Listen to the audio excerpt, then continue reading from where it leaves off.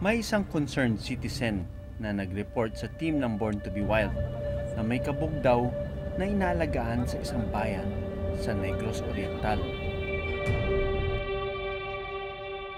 Okay, nandito tayo ngayon sa Tanhay sa Negros and meron na ata akong nakikita ditong kakaiba na ginawang pet, ano? It looks like a fruit bat. And instead na unggoy or mga aso, ang nakakadena is yung bat. Yung leeg niya doon naka-collar siya, tapos meron siyang kadena na nagtitwist, parang swivel siya, no? Parang hindi siya humigpit. I wonder why they wanna keep this bat as pets. Ano? Kasama ang DNR, kakamustahin ko ang lagay ng inaalagaang kabog.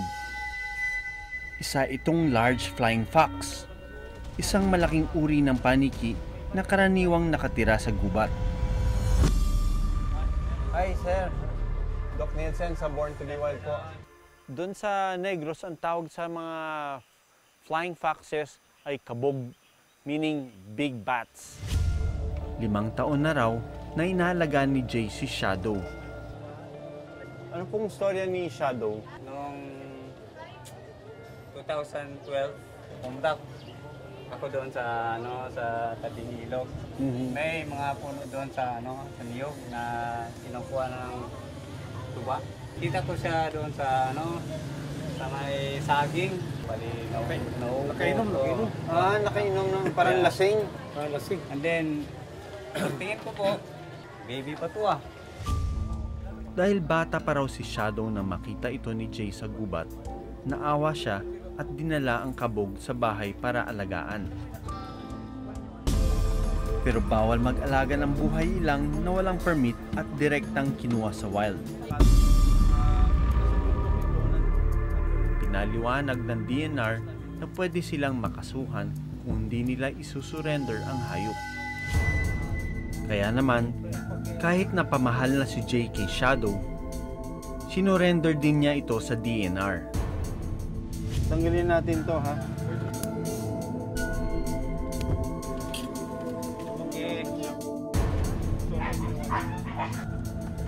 Pero hindi lang pala si Jay ang may alagang kabog. Isang bahay pa ang napag-alaman naming nag-aalaga din ng large flying fox. Dr. Donato po sa Born to be Wild. May nakapagsabi daw po sa amin na may alaga daw kayong kabog. Oo, ano? Hindi ba masyadong babad na babad sa araw? Laki ng katawan nito, oh. Medyo mainit dito.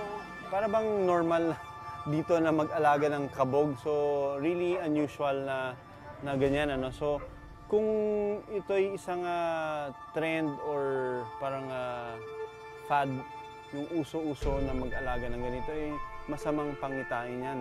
Sobrang init doon, kaya makita mo yung bat. Ang tanging shade lang niya ay isang maliit na parang bubong na parang pinagdikit mo lang yung dalawang yellow pad, ano.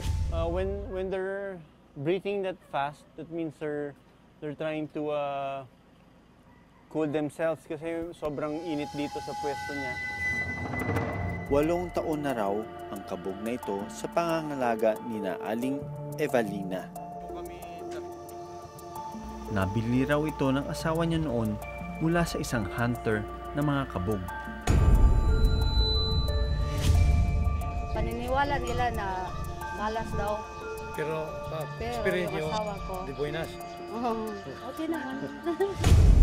Pinaliwanag namin kay Aling Evelina ang kahalagaan ng kabog sa ating kalikasan. Near-threatened na ang mga kabog o may banta na sa kanilang bilang dahil sa pagkasira ng gubat at hunting. Ano pong natutunan nyo dito? Pag nakakita kayo ng wildlife, anong una nyo dapat na gagawin? Sa pagkakaalam namin ngayon, isa-surrender na lang siya. Bago kayo mapamahal, ano? Nakikita ko po na medyo naluluha-luha kayo, ha? Hindi na nagdalawang isip si Aling Evalina na isurrender ang paniki.